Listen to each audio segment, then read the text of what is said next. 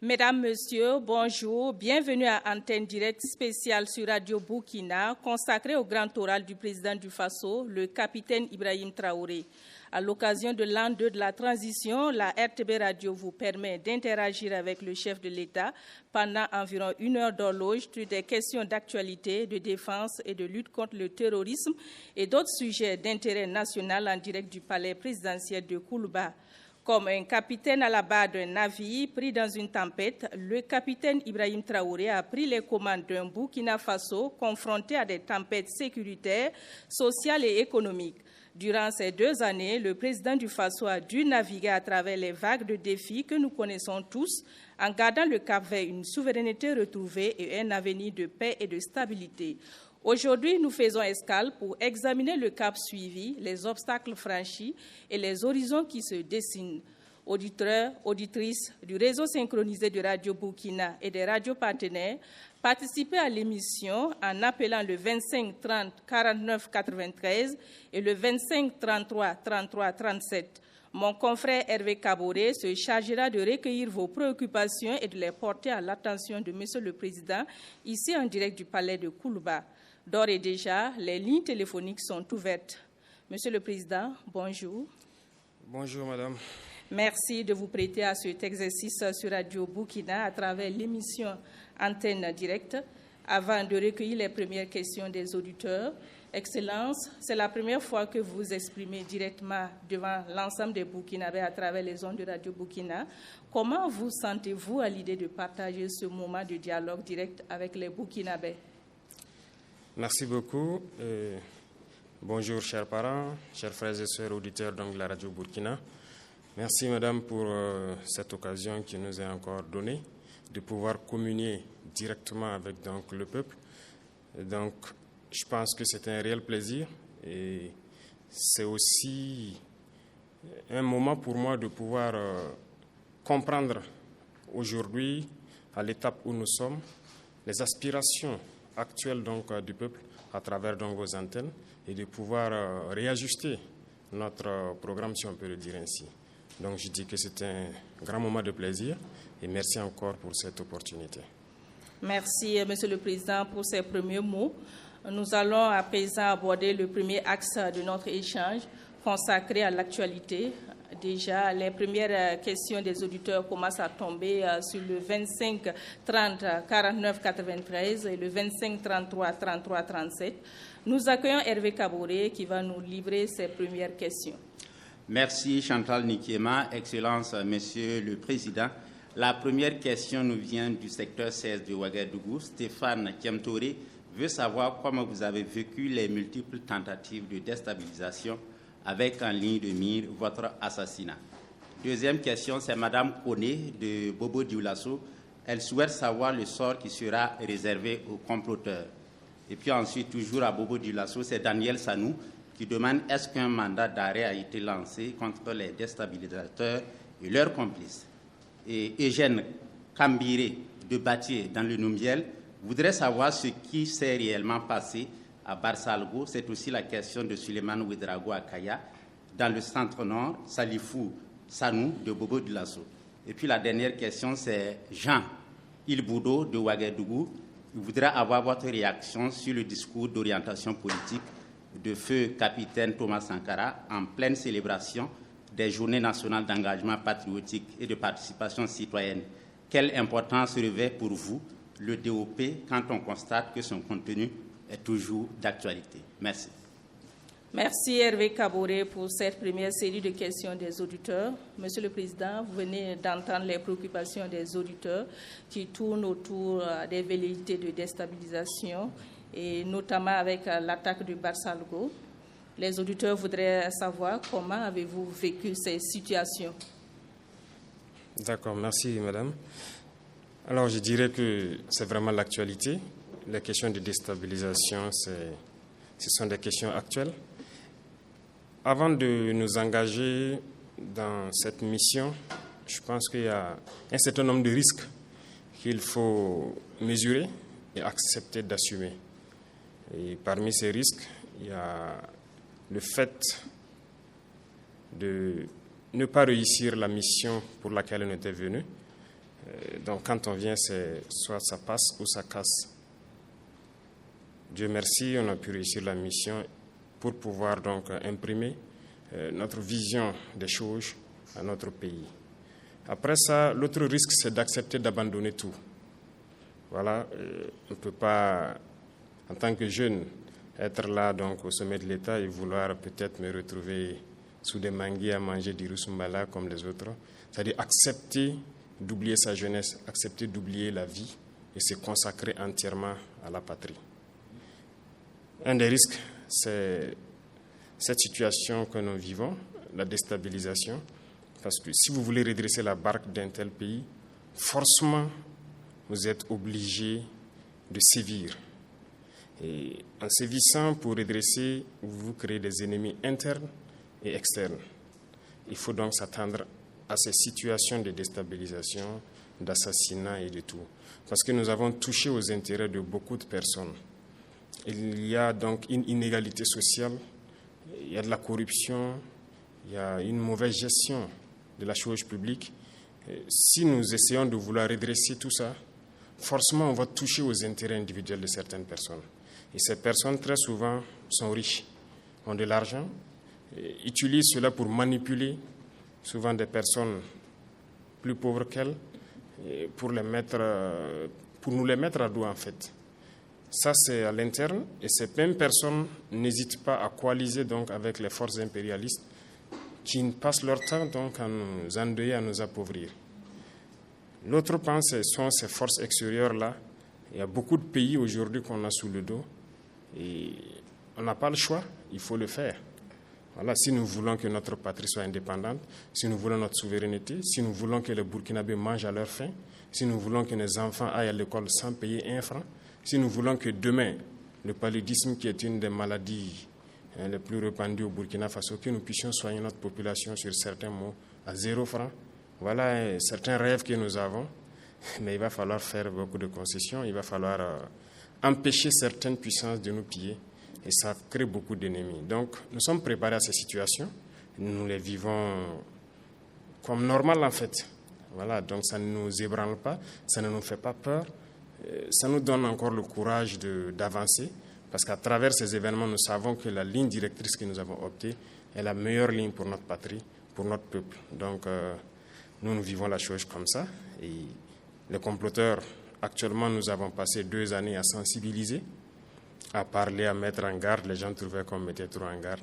Mais c'était nécessaire pour que les Burkinabés voient d'eux-mêmes jusqu'où certains Burkinabés peuvent aller contre la patrie. Si on s'était mis dès le début à sévir d'une certaine manière, ce n'est pas évident que vous-même vous allez nous comprendre. Vous allez peut-être dire, bon, au bout d'un temps, il peut y avoir de l'incompréhension.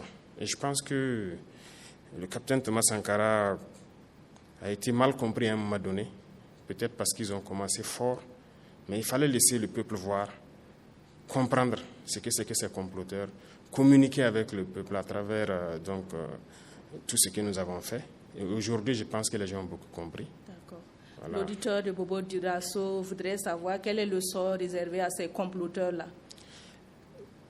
Comme nous l'avons dit, à partir de cet instant, je ne vais pas rentrer dans les détails. Chacun va assumer.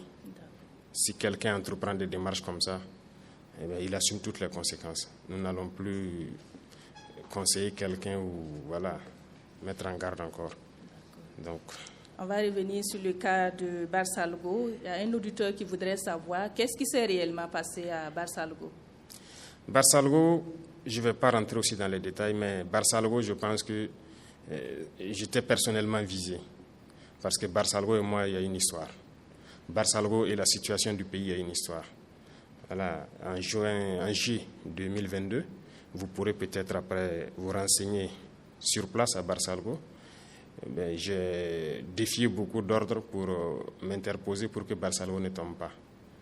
Et donc j'ai sacrifié beaucoup de choses quand même à Barsalgo. C'est le lieu pour moi de remercier beaucoup de gens qui nous ont soutenus dans notre manœuvre pour que Barsalgo soit. Et je pense qu'ils ont ciblé Barsalgo parce que ça allait me toucher. Voilà, c'était l'objectif. Je ne veux pas rentrer dans certains détails, mais bon, peut-être qu'un jour nous aurons l'occasion d'en parler. D'accord. Alors, votre réaction sur le discours d'orientation politique du feu capitaine Thomas Sankara, c'est une préoccupation de Jean Ilboudo de Ouagadougou. Oui, c'est vrai. Nous avons d'ailleurs choisi la date du 2 octobre pour le lancement des journées patriotiques, d'engagement patriotique. C'est justement pour corroborer avec le DOP. Parce que ce discours, c'est un référentiel. Et je pense que certains pays loin de notre sous-région ont utilisé ce référentiel pour se développer. Et ils nous le font comprendre parce qu'ils ont puisé beaucoup de choses de ce discours-là. C'est d'actualité, nous nous en inspirons et nous adaptons au contexte aussi. Voilà, parce que ce qui était peut-être, il y a certaines choses en son temps en 83 qui ne peuvent plus se faire aujourd'hui. Mais nous l'adaptons au fur et à mesure. Et comme on le disait, Thomas Sankara était trop en avance sur son temps. Et je pense que tout ça, ça fait qu'il n'a pas été compris. Il n'a pas été compris parce qu'il voyait des choses que les autres n'avaient pas la possibilité de voir. Sa vision était beaucoup plus en avance. Mais aujourd'hui, on se rend compte qu'on aurait dû. On aurait dû, chaque fois, ce sont des questions comme ça qu'on se pose. Est-ce qu'on n'aurait pas dû? Est-ce que les gens n'auraient pas dû? Mais bon, c'est déjà passé, mais je pense que c'est un discours d'actualité. C'est la même vision pour une souveraineté totale de notre pays. Et je pense qu'il faut qu'on s'inscrive dans cette lancée. D'accord, merci. Madame, Monsieur, vous suivez Antenne Directe spéciale avec le président du FASO en direct du palais de Koulouba sur Radio Burkina. Vous pouvez interagir avec le président du FASO en appelant le 25 30 49 93 et le 25 33 33 37. Monsieur le Président, nous allons maintenant nous pencher sur un sujet crucial, la sécurité et la défense. Et pour cela, nous retrouvons de nouveau Hervé Kaboré pour nous relayer les questions et préoccupations des auditeurs.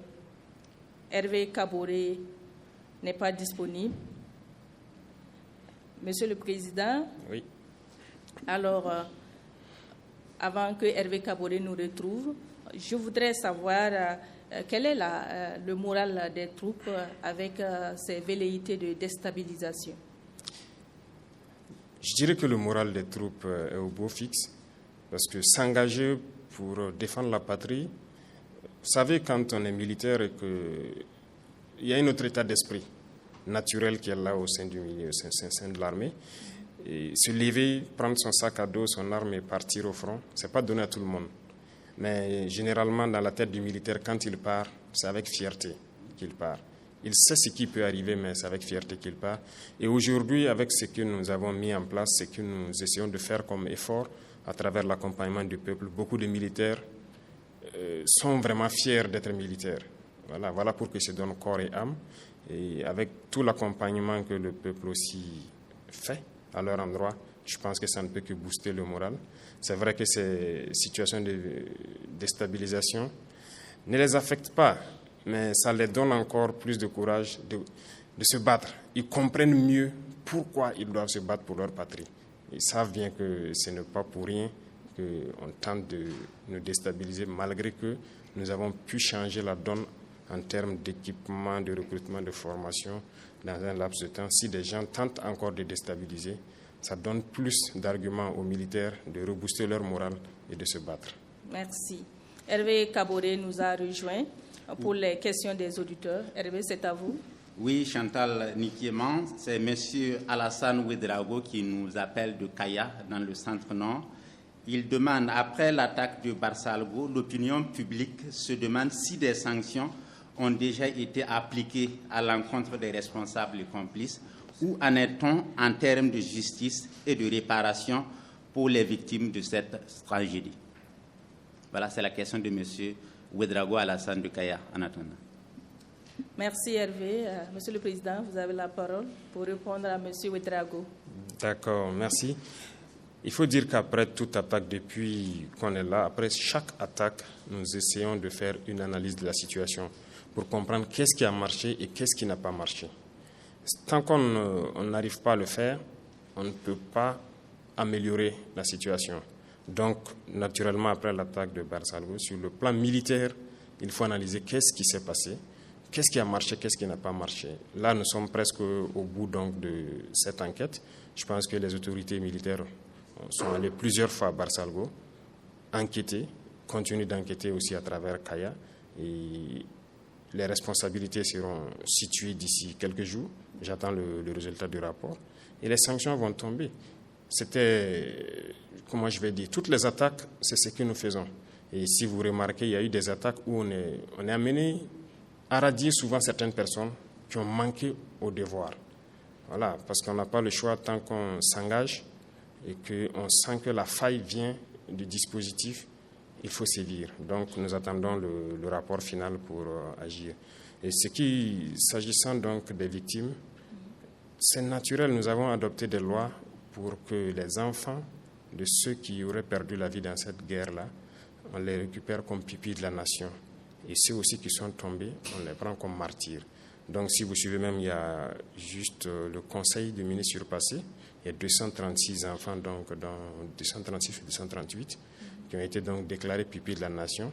Ça sera le même traitement au fur et à mesure. Mais pour l'instant, le gouvernement est permanemment aux côtés donc, des populations là-bas pour pouvoir prendre en charge déjà sur tout le côté psychologique, sur le côté humanitaire, santé et tout, de tous les membres donc, des familles qui ont été endeuillées lors de cette tragédie. D'accord. Hervé Kaboré a des questions des auditeurs. Il nous rejoint une fois de plus.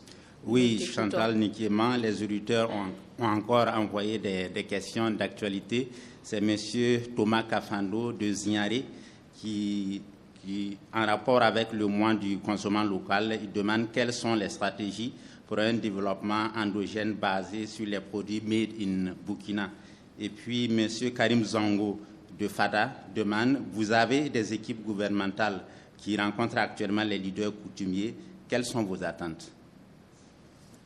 Merci Hervé pour ces deux questions. Monsieur le Président. D'accord, merci beaucoup. Je vois que le mois de consommer local, on l'a lancé. Et ça nous tient beaucoup à cœur. Si vous remarquez d'abord sur le plan vestimentaire, les premiers actes que nous avons eu à poser, on a fait une analyse d'un certain nombre de facteurs. D'abord, il faut promouvoir ce que nos artisans sont en train de mettre en œuvre, c'est-à-dire le Faso d'Anfani, le Koko Donda, un certain nombre d'articles vestimentaires qu'on a décidé de promouvoir. C'est ce qui nous a amené à un moment donné de réfléchir sur la question, par exemple, des touches des enseignants qui étaient importés chèrement. Et donc, on instruit le ministre de changer, par exemple, les touches. Aujourd'hui, c'est fait en Faso d'Anfani. Les dames qui le font, mais il y a beaucoup de dames qui ont rejoint donc l'atelier et ça fait une grosse main-d'œuvre qui est employée. Également, l'instruction a été donnée à ceux de la justice de changer leur touche pour pouvoir s'adapter donc à notre Faso d'Anfani et beaucoup d'autres couches sociales, même dans l'armée.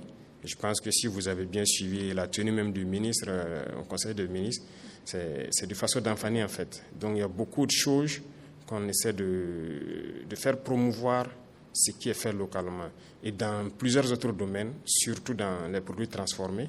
Donc actuellement, nous sommes dans la dynamique de promouvoir tout ce qui arrive à transformer nos matières premières, c'est-à-dire les produits alimentaires, pour que ce soit consommé par les Burkinabés.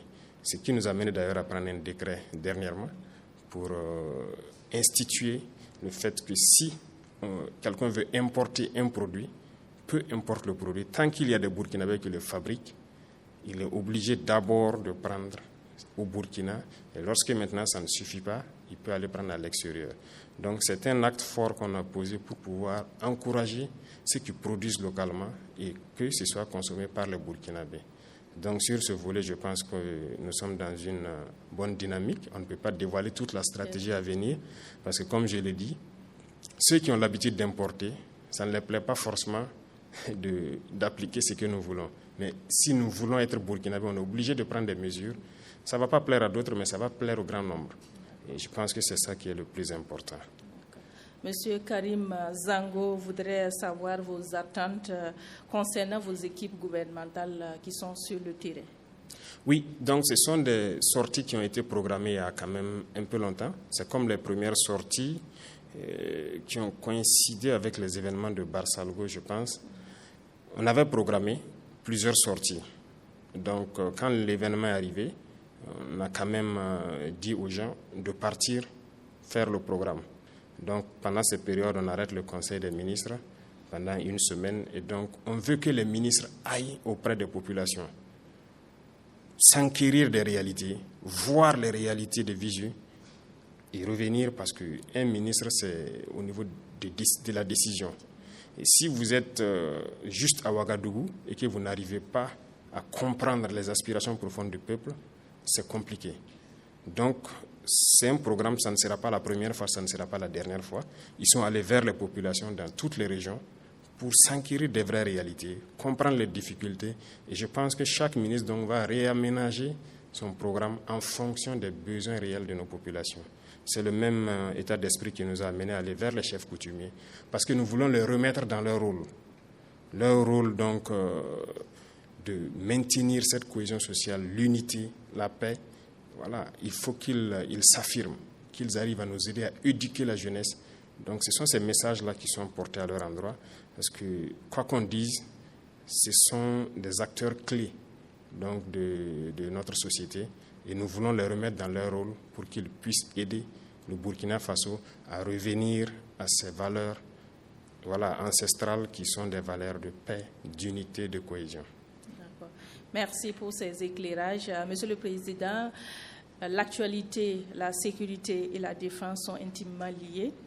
En attendant de recueillir les préoccupations des auditeurs, il y a maintenant 2 ans que, sous votre impulsion, le Burkina Faso a engagé une guerre totale contre les groupes armés terroristes. Aujourd'hui, quel bilan faites-vous de la reconquête du territoire national? D'accord, merci. Nous ne cesserons de parler de la situation donc, du terrain, parce que c'est l'essence même de notre combat. Et comme vous avez pu le constater, je pense que dès qu'on a commencé nos actions, il y a eu un autre visage du terrorisme que les Burkinabés ont découvert. Voilà, donc ça nous a interpellé beaucoup, que ce n'est pas juste du terrorisme. Je pense que l'objectif de ces gens est encore plus grand que ça. La dernière fois, je parlais de guerre de 4e génération.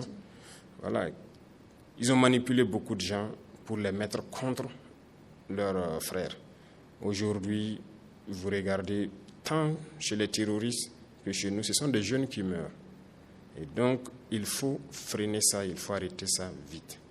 Et pour le faire, il fallait s'armer de courage, se former, recruter, parce que l'effectif, l'équipement, rien n'était à la hauteur pour pouvoir faire face. Et je me souviens que les terroristes avaient dit que le 31 décembre 2022, ils allaient fêter la fin d'année à Ouagadougou. Et après, quand on fait l'analyse, on se rend compte qu'ils pourraient le faire. Qu'est-ce qui allait les arrêter? Je ne vois pas. Avec leur nombre qu'ils avaient, les cellules dormantes et tout, s'ils s'activaient un jour 20 décembre comme ça, ils pourraient fêter à Ouagadougou, rien ne pourrait les arrêter. À moins qu'on fasse appel encore à ces mêmes puissances qui les ont créées pour venir s'interposer et nous mettre encore dans l'esclavage.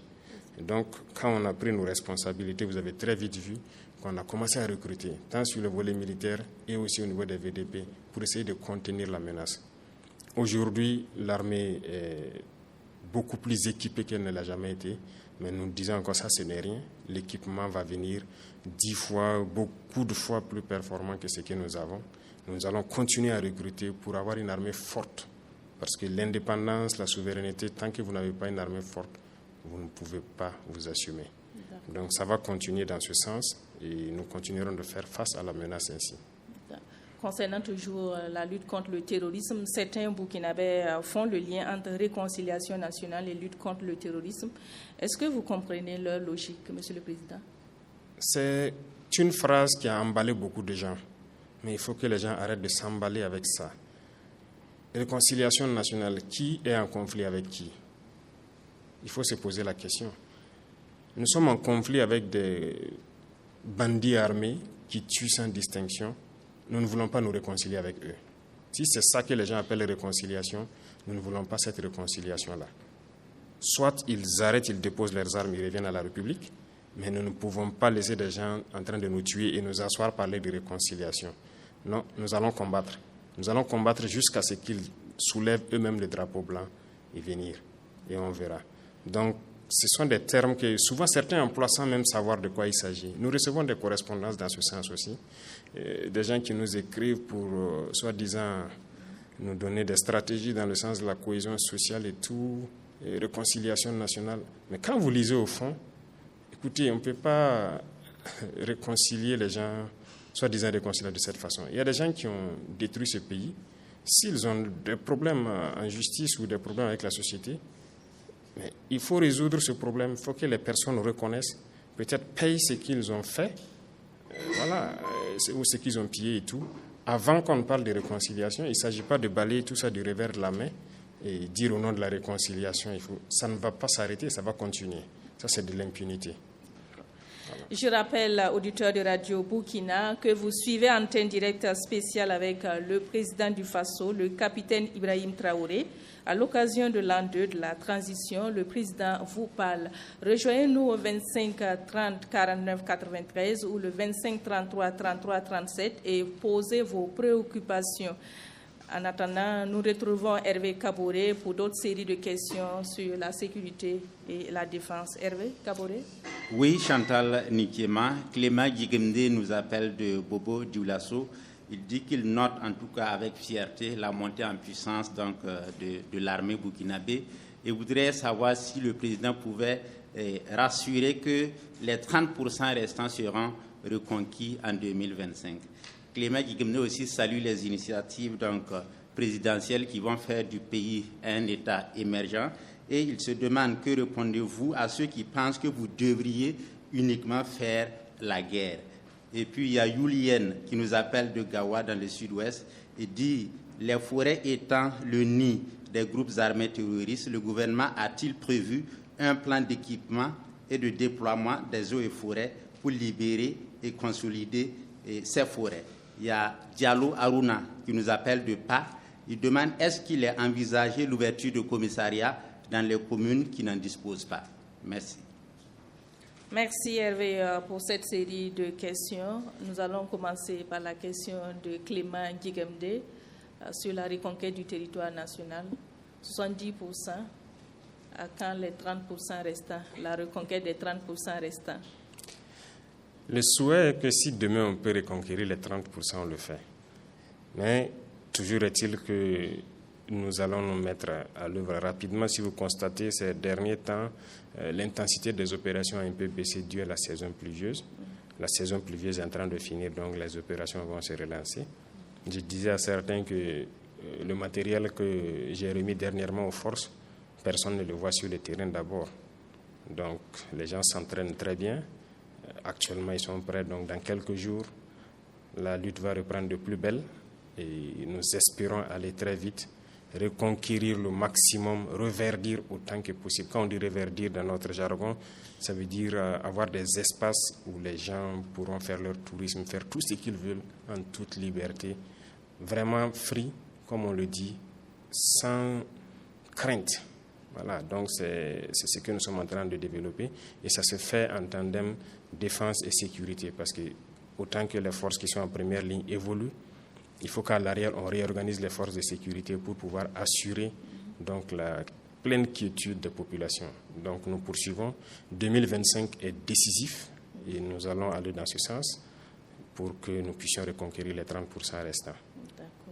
Yul Yen de Gawa dit les forêts étant le nid des groupes armés terroristes, le gouvernement a-t-il prévu un plan d'équipement et de déploiement des eaux et forêts pour libérer et consolider ces forêts, Monsieur le Président?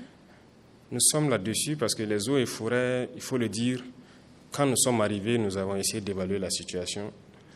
C'était malheureusement un constat amer. Ils étaient là, dans leur poste. Comme je le disais, on pouvait trouver 10 agents des eaux et forêts dans un poste avec une seule arme. Donc, si vous faites des années sans toucher à une arme, c'est un peu compliqué de dire aujourd'hui qu'on peut les injecter directement dans les forêts. Les forêts sont les champs de bataille donc des militaires actuellement. Ce sont les militaires qui fouillent les forêts. Ce sera eux qui vont libérer les forêts avant d'installer les eaux et forêts pour la consolidation. Et nous continuons le recyclage des eaux et forêts. Si vous remarquez, il y a certaines unités qu'on a pris un peu, que nous essayons de recycler et les mettre à niveau pour que lorsque les militaires vont finir certaines portions, eux maintenant ils s'installent et ça a commencé.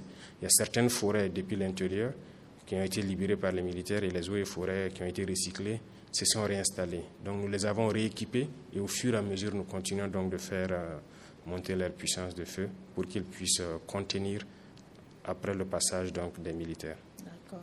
Nous allons revenir sur le deuxième volet de questions de Clément Guigemde qui demande que répondez-vous à ceux qui pensent que vous devriez vous consacrer uniquement à la guerre? Bon, il y a des gens qui connaissent trop aussi.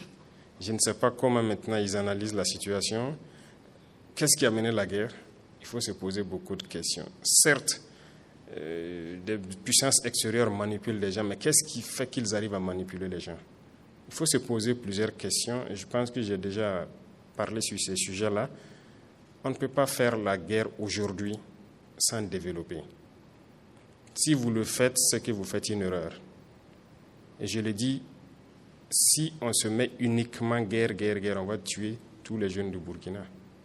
S'ils n'ont rien à faire, ils vont se faire enrôler, soit par ces individus qui viennent de l'extérieur là pour les vendre les fausses illusions, ou bien certains vont se mettre au braquage et tout. Aujourd'hui, dans certaines zones, les braqueurs sont presque confondus aux terroristes. Parce que si vous sortez sur une route et que vous commencez à arrêter des cars, vous tombez sur une patrouille, ils vont combattre. Ils vont vous combattre comme un terroriste. Mais si les jeunes n'ont pas à travailler, ils vont se retrouver à faire quoi? L'oisiveté, on dit, c'est mère de tous les vices. Donc on ne peut pas faire la guerre sans développer. Il faut créer de l'emploi, il faut occuper la jeunesse pour que certains qui avaient l'intention d'aller vers donc, des itinéraires pas commodes, qu'ils puissent rester, se concentrer et travailler. Donc, ces gens qui disent qu'il faut juste la sécurité, je pense que soit ils ne sont pas de bonne foi ou bien ils ne comprennent pas exactement ce que c'est que cette guerre. Voilà. Pourquoi les pays développés, il n'y a pas ce genre de guerre là-bas? C'est dans nos pays, soi-disant pauvres, appauvris.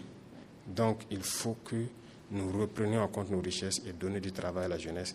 Et je pense que ça accompagne la sécurité. Toujours dans le domaine de la sécurité, Aruna Diallo de PA voudrait savoir, est-ce qu'il est envisagé l'ouverture de commissariats de police dans les communes qui n'en disposent pas? Si vous avez encore suivi, il y a eu un des conseils des ministres justement où on a remodifié l'architecture de la sécurité. Donc avec la gendarmerie qui va s'occuper de certaines communes rurales et la police qui va se recentrer sur certaines communes urbaines. Donc ce redécoupage a été fait et nous avons donné un délai à ces deux forces pour se réorganiser et s'adapter. Et je pense que ça a commencé déjà dans plusieurs zones. Et les policiers ont commencé à reprendre leur position et les gendarmes aussi vont aller vers ces positions. On a fait le répertoire, il y avait beaucoup de communes où il n'y a pas de commissariat ni de gendarmerie. Et on se retrouve dans certaines communes, certaines villes où les postes sont doublés. Police et gendarmerie sont là ensemble, ils se piétinent et ils n'arrivent pas à faire le travail qu'il faut. Donc c'est partant de ce constat que nous avons décidé de prendre un texte pour situer donc la zone de responsabilité géographique de tout un chacun pour que toutes les communes aient la présence d'une force de sécurité. Donc ça va arriver et le décret là, il y a un délai de mise en œuvre que personne ne doit dépasser et nous suivons ça de très près. D'accord. Merci, Monsieur le Président. Nous restons toujours dans le volet défense et sécurité. Hervé Kaboré nous a rejoint pour une autre série de questions. Hervé Kaboré, à vous la parole. Merci. Mariam Traoré de Orodara nous demande, malgré certains progrès, la situation sécuritaire reste difficile dans certaines régions. Quels sont les principaux obstacles pour la sécurisation du pays? Éloi Soma de Nyangologo demande, que prévoit le gouvernement pour les VDP engagés dont l'âge est avancé et qui ne peuvent pas être recrutés comme certains? Sawadgo Bourema, une personne déplacée interne de Madjouari, demande, des ressortissants de la région de l'Est utilisent des numéros du Bénin pour les appels au Burkina. Leur comportement semble suspect. Pourquoi ils ne sont pas interpellés? Et puis Sanou Boubacar de Haut-Bassin à Bobo de Lasso dit, la dénonciation des accords avec la France a marqué un tournant décisif dans la politique étrangère du Burkina. Quel est l'impact de cette décision? Et quel impact cette décision a eu sur notre sécurité et nos alliances internationales? Merci. Merci Hervé Kaboré pour cette série de questions. Monsieur le Président, on commence par la question de Madame Traoré, Mariam Traoré, voilà, sur la sécurisation du pays. Il faut dire que, comme on l'a dit, tout de suite, je parlais du terme rendre des espaces complètement verts. Et on peut avoir reconquis des territoires, installer les forces, mais l'ennemi peut toujours faire souvent des incursions. Parce que c'est une guérilla, ça peut arriver. Aujourd'hui, comme je l'ai dit, nous avons préparé une certaine logistique pour lancer, dès les prochains jours, la pluie est presque finie, la phase qui doit reverdir totalement certaines zones. Et cette phase, nous ne pouvons pas la détailler ici. Ça sera de grands travaux, certainement, ça sera beaucoup de choses qui seront faites. Donc, il faut que pour l'instant, les zones que nous avons reconquises et qui connaissent des incursions, c'est juste une question de temps. Nous allons reverdir ces zones-là pour que les gens ne puissent plus faire d'incursions. Et tout ça qui nous a amené aussi à réarticuler donc les forces de sécurité pour que lorsque nous allons mettre tous ces dispositifs en place, chacun s'installe dans la zone où il doit être. Et lorsque eux ils sont là, le renseignement et avec les VDP qui sont sur place doit permettre d'empêcher toute incursion.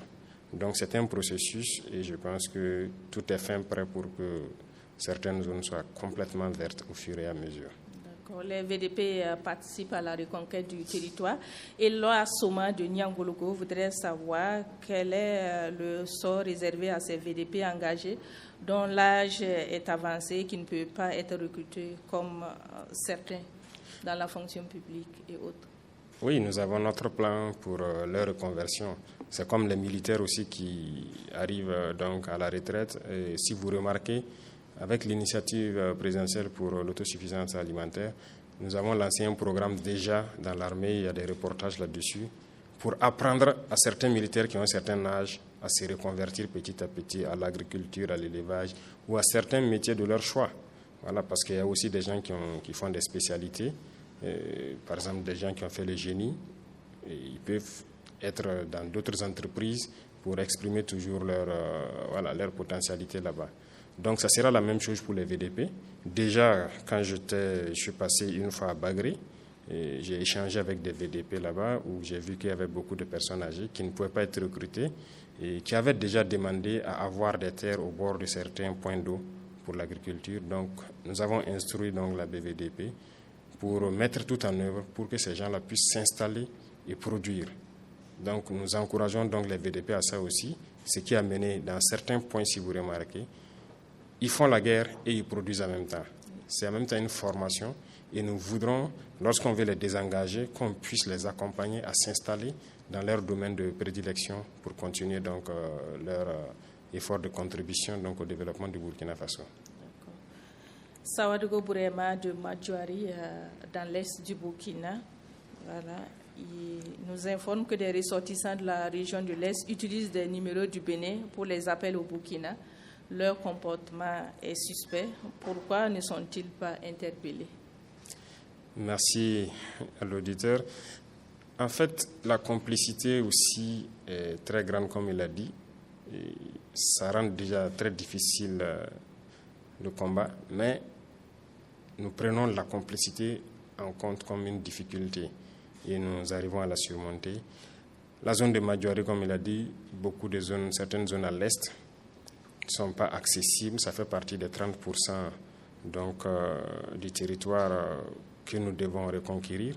Ce sont des zones de forêt et ce sont des zones assez difficiles en termes de combat. Mais des individus qui prennent des numéros étrangers, qui appellent et tout, c'est sûr que peut-être ils ont d'autres intentions ou bien ils sont déjà mêlés à d'autres choses, mais nous attendons d'arriver sur le terrain et reconquérir et voir ce qui doit être réservé à ces gens-là.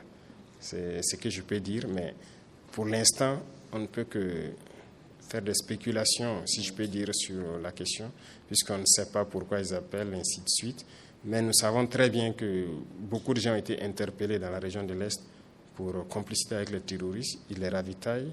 En tout cas, ils se donnent corps et âme à prendre des pistes pour aller ravitailler les terroristes. Beaucoup ont été interpellés. Nous continuons aussi des opérations dans ce sens-là. Donc, ils n'ont pas à s'inquiéter. Je pense que Madjoari, on va y arriver. D'accord. Nous partons dans les hauts bassins avec M. Sanou Boubacar, qui parle de la dénonciation des accords avec la France qui a marqué un tournant dans la politique étrangère du Burkina. Quel impact cette décision a-t-elle sur notre sécurité et nos alliances internationales? Bon, je disais tantôt que notre action est intrinsèquement liée à beaucoup de personnes à l'étranger. Donc, la dénonciation de ces accords, c'est une chose, mais ce n'est pas que ça. Il y a d'autres choses qui ne sont pas visibles, que les gens n'ont pas perçues. Il y avait d'autres forces, en plus des forces françaises ici, par exemple, qu'on a fait partir. Ils sont partis dans le silence, sans faire vraiment du bruit, mais les gens ne se sont pas rendus compte. Mais ils ne sont pas partis parce qu'ils le veulent, parce qu'ils sont contents, mais ils continuent d'agir contre nous. Je prends par exemple, on parle des accords avec la France. Il y avait des permis miniers ici qui avaient été donnés à des puissances aussi qui refusent carrément même de nous accompagner et tout. Au jour d'aujourd'hui, il y a un bon nombre de permis que moi j'ai déjà retirés et on va continuer de retirer. Vous pensez que quoi? Ça va influencer forcément sur nous parce qu'ils ne sont pas contents. Forcément sur le volet sécuritaire, il faut qu'on s'apprête. Voilà pourquoi, au tout début, par exemple, nous n'avons pas parlé des permis. Nous attendons d'être à un certain niveau aussi, avant de... C'est par étapes. Et je pense qu'il y a forcément un lien, mais nous avons pris en compte cette donnée-là. Merci. Je rappelle que vous suivez Antenne Directe spéciale avec le président du FASO en direct du palais de Koulouba. Vous pouvez nous joindre au 25 30 49 93 ou le 25 33 33 37 pour poser vos questions et préoccupations et nos confrères se chargeront de les relayer. Nous abordons maintenant notre dernier volet, l'axe 3, qui porte sur d'autres sujets d'intérêt pour la nation. Hervé Kaboré nous a rejoint pour ce dernier volet des questions.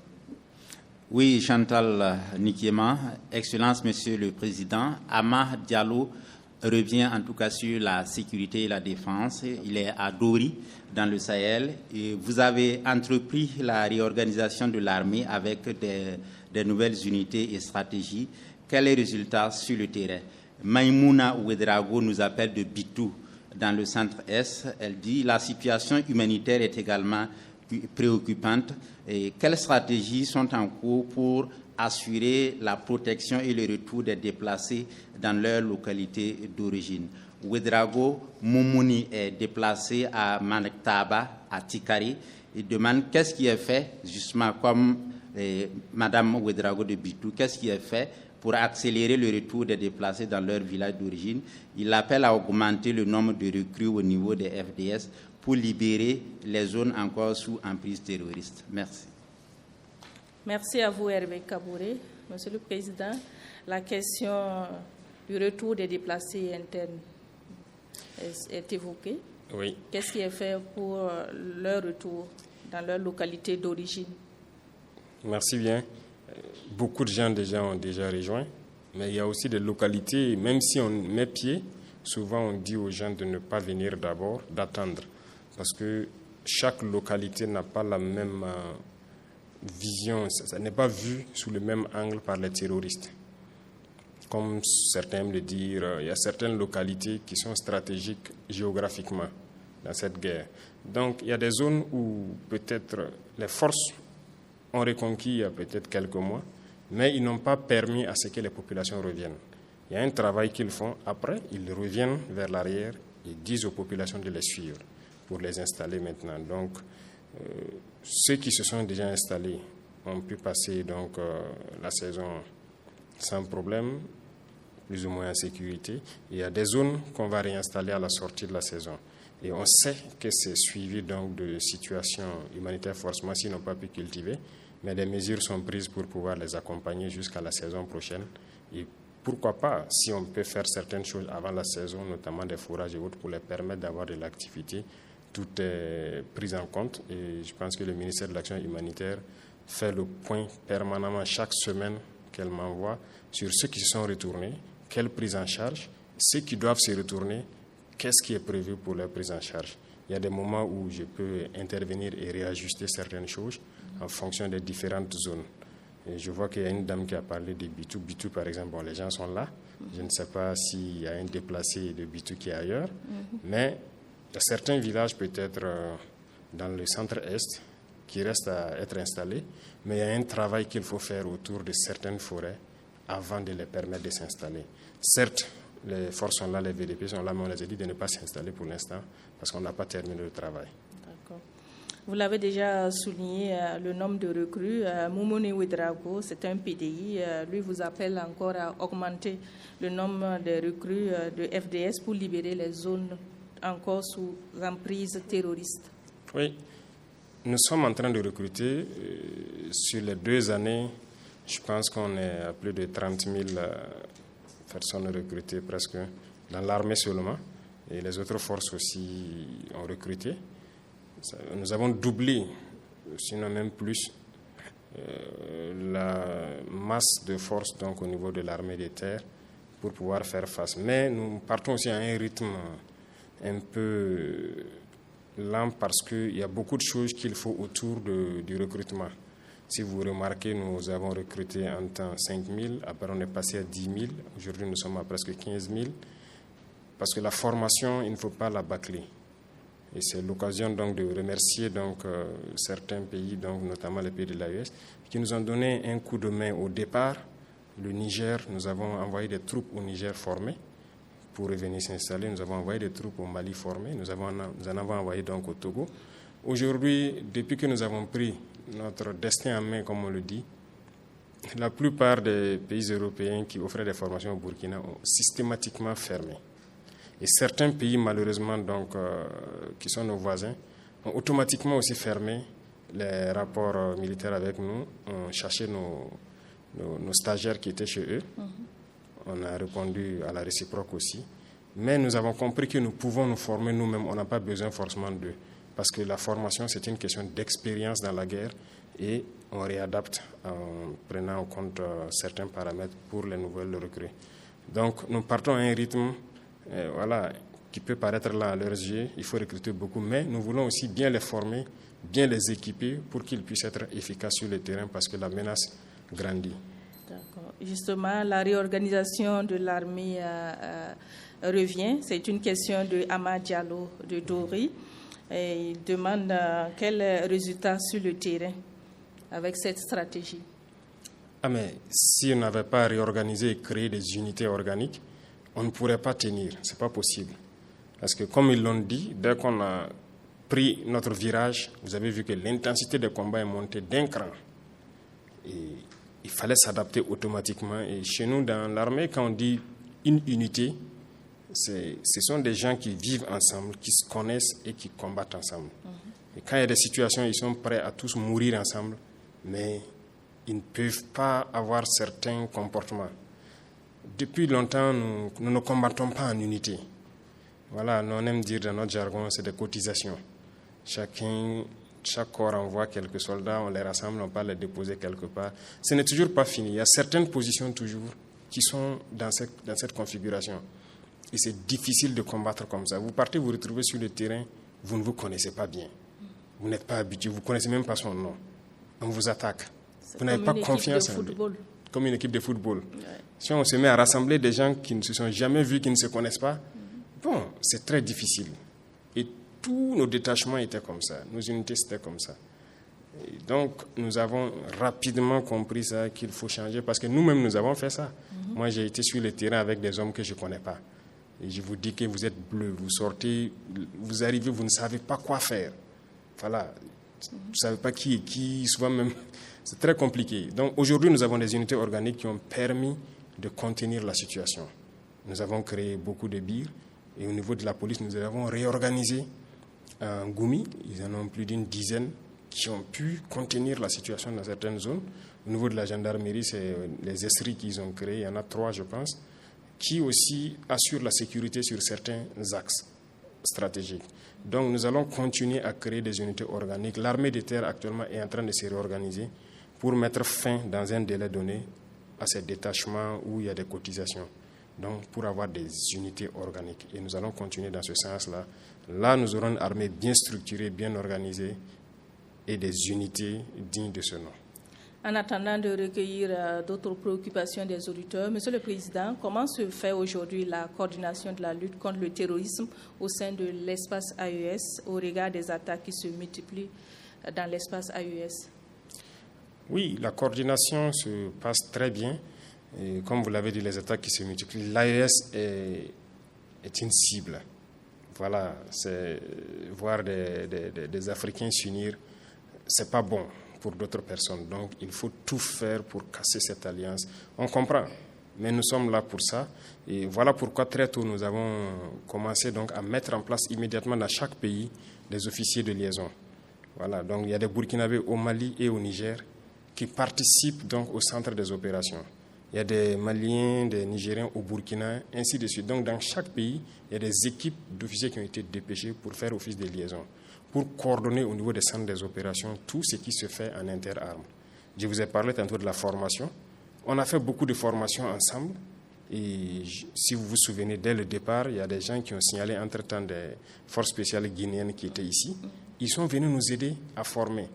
Et dans l'AES, on a eu beaucoup de formations ensemble. Vous avez dû voir des rumeurs qui ont circulé des forces burkinabées à l'aéroport de Niamey, ainsi de suite. On a fait de l'entraînement ensemble, mais on fait aussi du combat ensemble. Chaque semaine que Dieu fait, vous allez trouver des unités burkinabées et nigériennes ensemble en train de manœuvrer. Donc la coordination, on peut dire actuellement, est plus que parfaite, que ce soit dans les moyens terrestres ou donc au niveau des vecteurs aériens. Nous arrivons à très bien coordonner, à nous appuyer mutuellement tant qu'on peut. Donc actuellement, c'est la force sahélienne qui est en gestation, ce que vous appelez force conjointe. Donc il y aura l'état-major unique qui sera donc mis en place avec une très grande force pour pouvoir agir dans tout l'espace. Et c'est quelque chose qui peut prendre peut-être quelques mois, mais nous sommes là-dessus. Antenne directe spéciale avec le président du FASO se poursuit sur les ondes de Radio Burkina. Nous retrouvons une fois de plus Hervé Kaboré pour d'autres sujets d'intérêt pour la nation. Hervé Kaboré. Merci Chantal Nikema. Excellence, Monsieur le Président.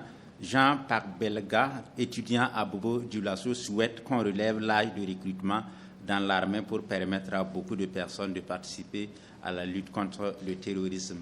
Et Issa Yamouego, également à Bobo Dioulasso, dit la mobilisation des ressources pour l'effort de paix est insuffisante au regard des défis sécuritaires. Comment combler le gap? Et Idrissa Sawadgo appelle de Ouagadougou et demande pourquoi l'ancien président Damiba n'est toujours pas extradé au Burkina. Merci. Merci Hervé Kaboré. On va commencer par la dernière question. Pourquoi le président Damiba n'est toujours pas extradé au Burkina Faso?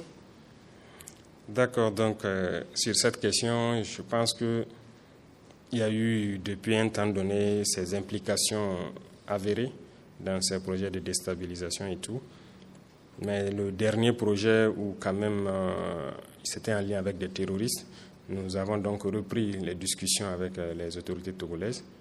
Aujourd'hui même peut-être qu'on devrait se voir, mais avec l'échange que je devais avoir avec mon peuple, j'ai décidé de surseoir à cette réunion.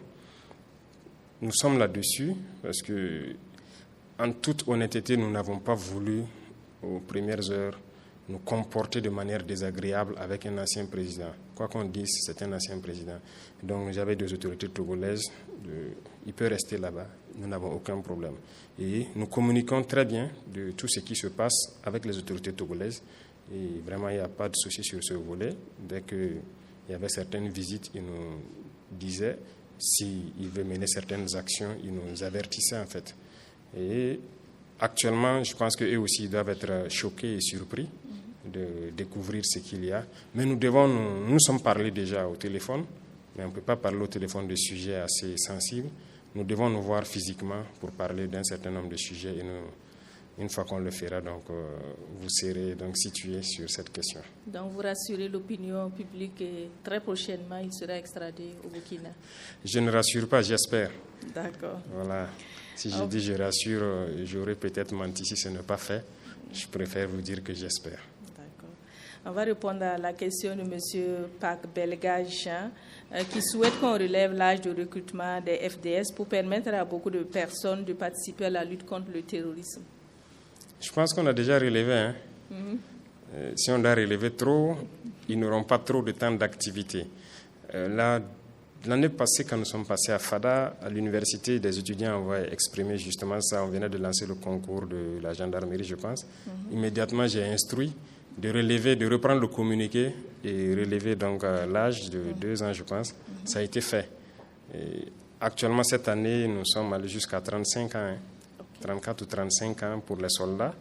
L'académie aussi, on avait lancé avec un âge un peu restreint, mais ils ont refait le communiqué et rehaussé le niveau. Voilà, l'âge encore. Donc, je pense que là où nous sommes, au niveau où nous sommes, c'est pas mal quand même. Si on rehausse trop, on va recruter des personnes qui ne seront pas forcément aptes physiquement à suivre le rythme de la formation. Ça peut quand même poser un problème de vieillissement dans l'armée dans quelques années. Donc, il faut qu'on calcule tout ça avant d'agir. Mais nous allons étudier. D'accord. Je rappelle que nous sommes à 1 heure d'émission. Compte tenu de l'engouement, le président du FASO a bien voulu nous accorder 30 minutes supplémentaires. Nous vous en remercions, Monsieur le Président. On va continuer à répondre aux questions des auditeurs. Monsieur Yambego Issa de Bobo Dioulasso dit ceci: la mobilisation des ressources pour l'effort de paix est insuffisante au regard des défis sécuritaires. Comment combler ce gap? D'accord. En tout cas, le défi sécuritaire est énorme. La mobilisation, on peut dire insuffisante, mais déjà ça permet de faire certaines choses. Il y a certains partenaires qui ont accepté de nous accompagner aussi, il faut le dire, dans l'acquisition d'équipements. Mais on verra, nous sommes sur certaines questions, mais nous espérons réunir un certain nombre d'arguments pour le porter au peuple, et ce sera au peuple de décider si on peut faire autre chose pour mobiliser ou pas. Parce qu'aujourd'hui, depuis que nous sommes là, vous n'allez jamais aller quelque part pour vouloir même, ne serait-ce qu'un franc de prêt pour vous équiper et que vous allez avoir. Donc nous avons compris ça, nous avons effacé la question de crédit, de prêt dans nos questions d'équipement militaire. Et donc c'est le peuple qui contribue et nous essayons de faire ce que nous pouvons faire avec. Mais d'ici là, nous attendons certains équipements. Lorsqu'on va lancer la bataille, s'il y a nécessité d'accroître le rythme de la mobilisation, nous porterons les arguments donc à la connaissance du peuple et le peuple décidera de ce qui va se faire. Merci, Monsieur le Président. Auditeurs, auditrices de Radio Burkina, participez à l'émission Antenne Directe spéciale avec le Président du FASO en nous appelant au 25 30 49 93 ou le 25 33 33 37. Hervé Kabouré nous a rejoint pour des questions des auditeurs. Nous vous écoutons. Oui, Excellence, Monsieur le Président, Kadi Yaro de Poura demande si la mine d'or de Poura est dans l'agenda du gouvernement.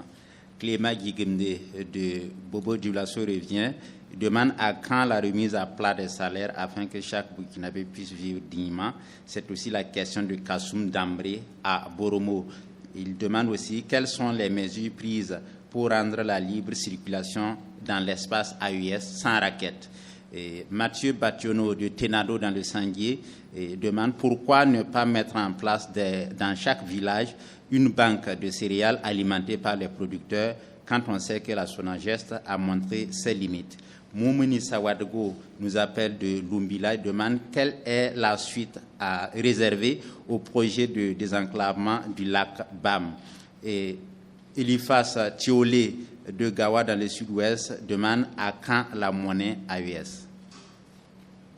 Merci Hervé Kabouré pour cette série de questions. Monsieur le Président, on répond à la première question de Kadi Yaro qui nous a appelé de Poura. Il demande si la mine d'or de Poura est inscrite dans votre agenda. Merci. Il faut dire que toutes les mines d'or sont inscrites actuellement dans notre agenda parce que pour l'or, quand même, nous savons l'exploiter. Et c'est ce que je disais, je ne comprends pas pourquoi on sait exploiter l'or et qu'on doit donc laisser des multinationales venir exploiter notre or. Donc c'est dans ce sens que j'ai dit qu'il y a des permis qu'on est en train de retirer et qu'on va le faire nous-mêmes. Donc la mine d'or fait partie et de Pourra, fait partie de ces mines que nous comptons exploiter. L'APEC, si vous voyez, l'APEC a commencé dans la zone du sud-ouest avec sa première mine. Nous allons continuer aussi, autant qu'ils vont monter en puissance, à leur donner des permis pour qu'ils exploitent eux-mêmes. Et l'autre société, la Sopamib est actuellement aussi opérationnelle. C'est à travers la Sopamib que nous avons donc payé les 2 mines Bungu et Wayon. D'autres mines seront donc dans le patrimoine de la Sopamib pour leur permettre aussi d'exploiter ces mines industrielles-là. Donc, Pourra faire bien partie. D'accord. Clément Guigamde revient. À quand la remise à plat des salaires afin que chaque Burkinabé puisse vivre dignement? C'est aussi la question de Kassoum Damré à Boromo. Les inégalités sociales. Oui. Beaucoup de gens donc réclament ça. Et je pense que c'est une question qu'on va devoir attaquer tôt ou tard. Quoi qu'on dise, il y aura des grincements des dents, comme on le dit, mais on est obligé de s'attaquer à ça à un moment donné pour que chacun puisse vivre dignement, comme ils le disent. Mais avant ça, nous avons voulu d'abord nous mettre un certain nombre de lignes, étudier et voir qu'est-ce qui peut être fait en général. Parce que, comme je dis, il faut comprendre ses forces d'abord, son potentiel. C'est ce que nous sommes en train de faire dans le secteur minier aujourd'hui. Et nous nous rendons compte que si on reprend possession de nos mines et que nous arrivons à baisser la température donc de cette guerre, peut-être qu'on n'aura pas besoin de remettre à plat, comme on le dit, diminuer des salaires. Nous allons voir comment peut-être remettre à niveau certains salaires. Mais pour l'instant, nous continuons d'observer la situation et nous espérons au cours de l'année 2025 faire une évaluation de nos dépenses militaires. Est-ce qu'il faut continuer à accroître les dépenses militaires en 2026 ou pas? Et aussi les mines qu'on va exploiter au cours de l'année 2025, qu'est-ce que ça nous a rapporté? Est-ce qu'avec ça, ça permet donc de rehausser le niveau de salaire de certains et équilibrer un peu? Parce que c'est vraiment disparate. Il y en a qui sont dans des salaires, je dirais, incommensurables par rapport à d'autres qui traînent vraiment les pas. Et nous comptons équilibrer la balance. Donc, ils peuvent se rassurer. Nous ne voulons pas faire forcément baisser le salaire de certains, mais nous allons voir en fonction de nos potentialités qu'est-ce qu'on peut faire pour mettre tout le monde au même niveau. D'accord. La question de l'AES revient. Quelles sont les mesures prises pour rendre la libre circulation dans l'AES sans raquette? Également, à quand la monnaie AES? Très bien, je pense que cette question de raquette est à l'ordre du jour. Des instructions fermes ont été données déjà au ministre de la Sécurité pour déjà commencer à sévir contre cette question de raquette. Il y a des dossiers qui sont actuellement en justice même sur certaines personnes et j'ai instruit donc d'accélérer le processus parce que ils m'ont aussi rassuré qu'ils sont dans des enquêtes parce que c'est plus large que ce qu'on pense le réseau. Les raquettes, ce ne sont pas de bons comportements. Surtout, malheureusement, ce sont des forces de sécurité qui le font. Ce n'est vraiment pas de bon comportement lorsque nous voulons aller dans l'Union, dans la Confédération. Et cette semaine, je pense que les experts des identifications de la sécurité sont réunis à Bamako. L'objectif, c'est d'harmoniser un certain nombre de documents de voyage, mais aussi d'identité. Et donc, il y aura une carte d'identité AES qui doit voir le jour. Et avec ça, ou le passeport AES, nous devrons pouvoir circuler librement sans raquette. Et nous mettrons aussi dans chaque pays un certain nombre de dispositions qui permettent aux usagers de rendre compte ou en tout cas de dénoncer les cas de raquette. Déjà au Burkina Faso, nous avons pris beaucoup de mesures. Et actuellement, c'est en cours de mise en œuvre, notamment donc, le centre d'appel qui peut aussi être utilisé, les dénonciations qui peuvent être faites jusqu'à la présidence du Faso. Et nous avons mis en place le CRD qui doit sévir au-dessus de toutes les autres considérations de textes qui peuvent exister. Et le CORAG, comme on le dit, actuellement est instruit aussi d'enquêter sur toute forme de corruption, de raquettes ou de dossiers mal gérés. Ils sont là-dessus dans les jours à venir. Il y a des choses qui vont sortir et nous allons instruire donc la justice de prendre les mesures nécessaires pour que les individus qui seront pris dans des situations comme ça puissent payer. Mathieu Bationo de Tinado, sujet, pourquoi pas ne pas mettre en place dans chaque village une banque de céréales alimentée par les producteurs? Oui, ça aussi c'est une bonne question et je vois qu'il a même parlé de la SONAGES. La SONAGES avait beaucoup de difficultés. Nous avons changé donc la direction et actuellement j'ai instruit au ministre d'accroître le nombre de magasins SONAGES, il est là-dessus, d'avoir ses camions à lui pour pouvoir transporter les céréales et les stocker parce que SONAGES fonctionnait sur des locations. On ne peut pas louer des magasins, louer des camions et vouloir être efficace. C'est compliqué. Et c'était un circuit, ça ne permettait pas d'être efficace. Donc voilà pourquoi actuellement ils ont entrepris de construire des entrepôts dans certaines zones et d'acquérir leurs propres camions pour pouvoir rapidement desservir. Il y a aussi l'APEC qui est sur la question, comme ce qu'ils appellent banque de céréales. En fait, ils sont en train de créer, donc ils ont ciblé déjà les premières zones. Je ne sais pas si les marchés sont déjà lancés ou pas. C'est pour justement avoir des centrales d'achat qu'on peut assimiler à des banques de céréales où les paysans vont venir donc vendre leurs céréales et ça pourrait être revendu à partir de là-bas et de façon très contrôlée. Parce qu'aujourd'hui, la spéculation est tellement forte que quand les gens partent au bord champ, ils imposent aux producteurs le prix qu'ils veulent. Ils sont obligés souvent de céder certaines céréales et ils reviennent augmenter les prix hors de contrôle et le revendent. Donc le producteur même se retrouve finalement sans rien au bout de plusieurs mois de labeur, de dur labeur. Donc nous avons pris ça en compte et l'APEC va aussi se mettre là-dessus pour créer dans plusieurs communes ces centrales d'achat-là et qui doit permettre de soulager beaucoup la population. Toujours dans le volet sécurité alimentaire, Moumouni Sawadgo de Lumbila demande quelle est la suite réservée au projet de désenclavement du lac Bam. Le ministre a été là-bas, je pense qu'il n'y a pas trop longtemps. Le ministre de l'Agriculture, il y a été. Il est venu me faire le point de situation et nous sommes là-dessus. Actuellement, il y a aussi le volet sécuritaire qui était aussi un facteur limitant. Je peux vous assurer qu'autour du lac, beaucoup de choses sont en train d'être faites. Et je pense que ceux qui sont sur le terrain là-bas à Kaya ou autour doivent pouvoir percevoir ces choses-là.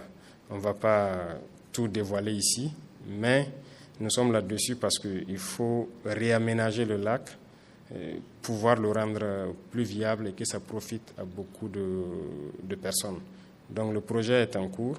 Le ministère, en tout cas, est à pied d'œuvre pour que ça puisse voir rapidement le jour. Merci pour ces éléments de réponse. Nous accueillons une fois de plus Hervé Kaboré pour les questions des auditeurs. Merci Chantal Nikema, Excellence, Monsieur le Président. Alassane Léné à Lankwe, dans la boucle du monde, demande pourquoi ne prend-on pas en charge tous les cancers à Bogodougou. Et Madame Sarata Dakouré aussi souhaite que vous soyez très regardant sur l'initiative de prise en charge des cancers. Yulien Agawa demande que prévoit le gouvernement pour résoudre le problème sur la RN1 au niveau du pont de Eredougou qui connaît des débordements d'inondations chaque année. Et Damré Kassoum à Boromo demande quelle solution pour réduire le nombre de demandeurs d'emploi dans la fonction publique. Merci. Merci Hervé Kaboré. La première préoccupation d'un auditeur, pourquoi ne prend pas en charge du moins tous les cancers au CHU Bogodougou? D'accord, je vais revenir une fois de plus sur certains paramètres. Nous avons un programme, nous avons des objectifs. Et comme je disais sur le volet de l'éducation, l'objectif est que l'éducation soit gratuite au Burkina Faso. Nous ne pouvons pas dire exactement combien de temps ça va prendre. Comme je dis, on évalue nos potentiels, on essaie de faire certaines choses nous-mêmes et nous espérons pouvoir y arriver. La santé, c'est la même chose. Il y a certains maux que nous essayons donc de prendre en charge déjà. Si vous voyez dernièrement les cliniques mobiles, avant pour des comment on appelle ça, le cancer de sein. Le cancer de sein, pour aller faire une mammographie et tout, les femmes déboursaient beaucoup d'argent, c'est même pas accessible à tout le monde. Aujourd'hui, on peut rendre grâce à Dieu, dans beaucoup de régions, c'est gratuit.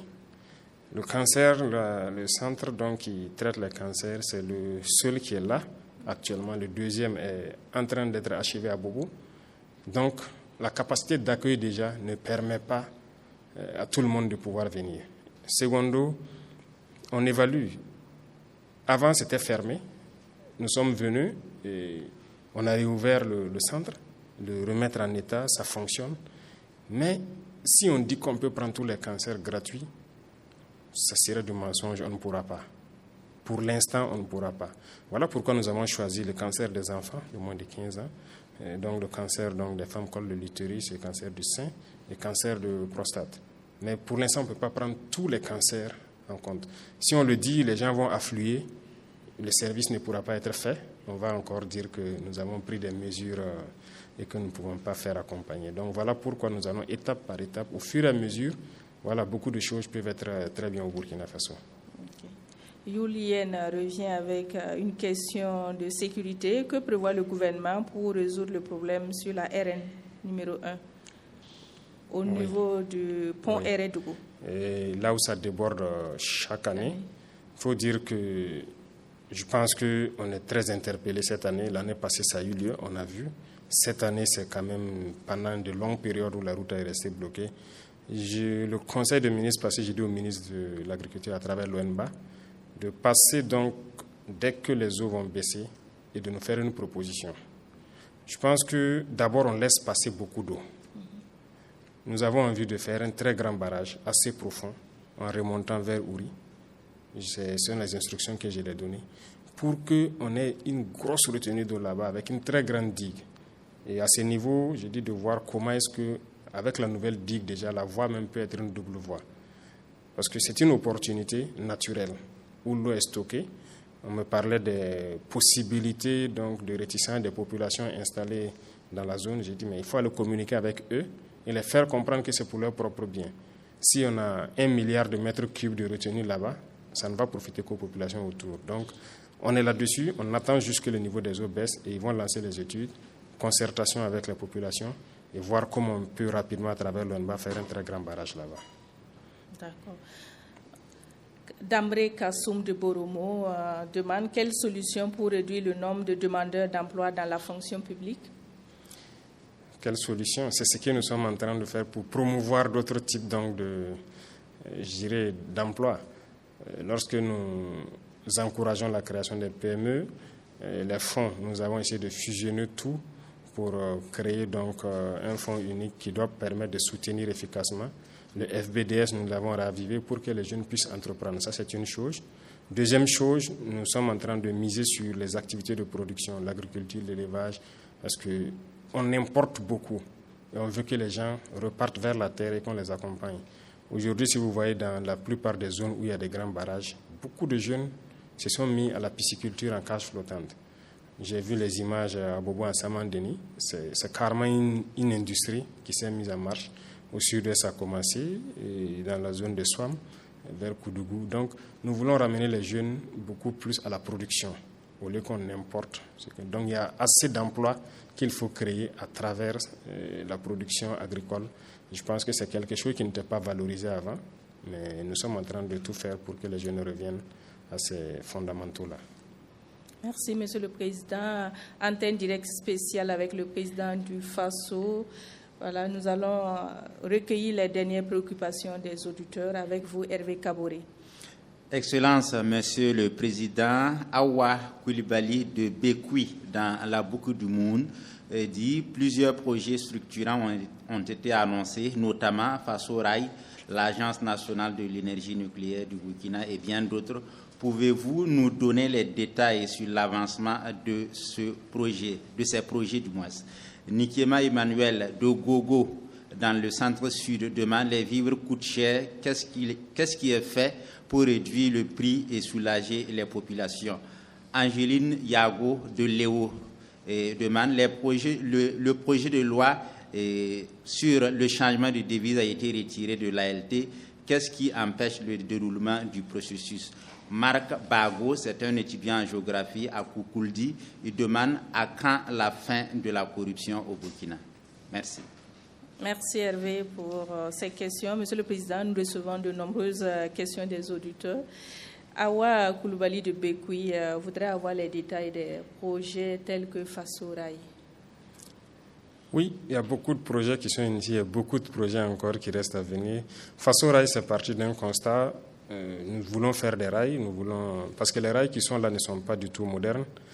Voilà pourquoi vous avez des vieilles locomotives. Ce ne sont pas des rails aux normes internationales actuellement. Aucune locomotive au monde ne peut rouler sur ces rails-là, en réalité. Donc nous voulons avoir des rails aux normes pour avoir des trains modernes, ce qui nous a amené à prospecter un peu à travers le monde pour créer des lignes de rails. Mais on s'est rendu compte que le coût est très, très, très élevé. Les derniers dossiers que j'ai vus, les kilomètres de rails nous coûtaient entre 17 et 18 millions d'euros, donc plus de 10 milliards. Vous faites 300 km de rails, vous êtes à plus de 3 000 milliards. Donc nous avons décidé, au lieu de faire ça, s'endetter pour ce genre de construction, nous préférons envoyer l'emploi au Burkina. Donc mettre en place l'usine carrément qui produit les rails et qui pose les rails. Et ce sont des Burkinabés qui vont être employés dedans. Donc c'est ce qui nous amène à les prospecter et c'est en bonne voie. Nous sommes donc en train de, en phase de faire le contrat avec les partenaires qui veulent nous accompagner aussi avec ça, pour l'implanter et produire nos rails. Là, quand même, on pourra desservir beaucoup de zones dans le pays. À quand la fin de la corruption au Burkina Faso? C'est une préoccupation de Marc Bago, étudiant à Koukouldi. La fin de la corruption. Si on dit que la corruption peut finir totalement, ça serait mentir. Mais nous travaillons à diminuer de manière drastique la corruption. Si on n'avait pas déjà atteint un certain niveau, on ne pourrait pas s'en sortir. Beaucoup de gens ont déjà dit depuis le début qu'on ne peut pas payer les salaires, on ne pourra pas faire ci, on ne pourra pas faire ça. Mais nous sommes là, on paye les salaires, il n'y a pas de ressources supplémentaires, il n'y a rien. Ça veut dire que la gestion a changé. Et nous allons continuer à serrer, à sévir. Et comme je disais, le CORAC bientôt va sortir des dossiers et instruire donc la justice pour se mettre dessus parce qu'il y a des très gros dossiers de corruption. Et lorsqu'on va se mettre dans ces poursuites-là, je pense que ça va faire baisser un peu la température de la corruption. D'accord. Angelina Yago de Léo dit ceci: les projets de loi incluant le changement de devise a été retiré de l'ALT. Qu'est-ce qui empêche le déroulement du processus? Retiré? Non, ça n'a pas été retiré. Il y a juste un paramètre que nous avons ajouté. Le conseil passé, je ne sais pas si le rapport a fait cas de ça, mais au journal officiel, ils pourront voir. C'est juste un ajout que nous avons apporté, donc c'est reparti à l'ALT. Immédiatement le soir du conseil passé, je pense qu'ils vont se repencher là-dessus. Sinon, ça n'a pas été retiré, ça se poursuit. D'accord. Chers auditeurs de Radio Burkina, nous avons reçu beaucoup de questions et malgré le rallongement de 30 minutes, toutes les questions n'ont pas pu être posées, mais rassurez-vous, elles seront reversées au président du FASO. Monsieur le Président, avant de conclure, je souhaiterais vous inviter à adresser un mot à l'ensemble de nos auditeurs et aux travailleurs de Radio Burkina à l'approche du 65e anniversaire de cette radio, le 25 octobre prochain, une date symbolique pour ce média de service public, toujours proche des populations et engagé à les informer avec rigueur et professionnalisme. Merci. Pour commencer donc par Radio Burkina, je souhaiterais donc vous dire merci. Merci pour tout le travail abattu durant toutes ces années et ce travail que vous faites actuellement dans ce contexte de crise pour toucher les populations au fin fond de nos villages, parce que la radio aujourd'hui est un instrument d'information, de sensibilisation. Donc félicitations à tout le personnel et joyeux anniversaire à l'avance. Nous espérons donc que vous puissiez continuer à éduquer notre population également et nous mettrons tout en œuvre pour faire donc améliorer vos conditions de travail et vous accompagner dans votre tâche. Et quant au peuple des hommes intègres, mon peuple, je souhaiterais donc réitérer une fois de plus mes félicitations, mes encouragements à tous ceux qui se battent pour notre patrie, qu'ils soient FDS, VDP ou civils, parce que chacun, à partir de sa position, se bat. Les épreuves sont dures, il y a beaucoup d'événements qui se passent. Se présenter les condoléances, c'est à nous-mêmes, parce que nous sommes tous frères et sœurs. Lorsqu'il y a un décès, ça nous affecte tous. Donc, je profite donc du micro pour présenter les condoléances à tous ceux qui ont perdu des êtres chers et aussi souhaiter prompt rétablissement à tous ceux donc, qui sont actuellement blessés par l'effet du terrorisme. Et surtout au FDS et au VDP de maintenir ce cap, beaucoup de courage et que Dieu les protège dans leur combat, que Dieu donc protège toutes ces populations résilientes qui se battent jour et nuit aux côtés donc, de nos forces pour pouvoir maintenir le Burkina Faso debout. Amen. Merci à tous. Amen. Merci. Excellence, pour conclure, nous avons reçu des questions et des contributions d'auditeurs de toutes les régions du Burkina, des locuteurs de plusieurs langues nationales. Les auditeurs souhaiteraient entendre votre mot de fin dans l'une des langues nationales. D'accord, merci beaucoup. J'aurais dû peut-être répondre à certaines questions donc, en langue nationale, même si mon Djoula ou mon Moré n'est pas peut-être soutenu comme on le dit, mais ce serait un plaisir d'ici là. J'ai repris les cours avec le ministre de MENA-PLN pour bien apprendre le vrai Djoula, le vrai Moré. En tout cas, Aounichi, Abenichi, Anbaraji, Aminyan ala Fedron, Alaka Beka Lanino Sabati, Alaka Ke Burkina, Amini Burkina, Here Membani Burkina, Alaka Nan Here, Alaka Shini Kena de Bema, Alaka Haminako Benoya. Et comment dirais-je à Moré? Je vais dire Sambisi, Mampoura Mfa Barka, Barka Unare, Una Kiti Bebarava, Una Kao Bebarava, Una Kiti Burkina, voilà Thompson Date. Donc, pour merci pour le soutien à tous. Merci. Nous arrivons ainsi au terme de cette émission spéciale Antenne Directe. Merci au président du FASO, le capitaine Ibrahim Traoré, pour avoir pris le temps de répondre aux différentes questions et préoccupations soulevées au cours de cette émission. À l'issue de ces 2 ans de transition, le navire Burkina Faso continue de naviguer dans des eaux tumultueuses, certes, mais avec une direction affirmée. Si l'océan reste imprévisible, le capitaine Ibrahim Traoré et son équipage sont résolus à garder le cap, déterminés à conduire le pays vers des rivages plus sûrs. Merci à vous, Excellence, pour ces moments d'échange avec le peuple en direct sur les ondes de Radio Burkina. Merci à vous, fidèles auditeurs, pour votre participation active et vos questions pertinentes. Merci également à l'UNALPHA et aux radios partenaires qui ont relayé cette émission. Chers auditeurs, continuez de rester informés et engagés pour contribuer chacun à son niveau à l'édification de notre chère patrie. Vive le Burkina Faso. Antenne directe.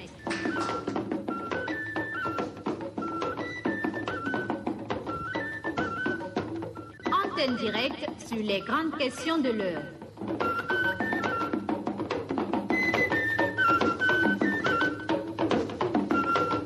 Antenne directe, le rendez-vous mensuel de la rédaction.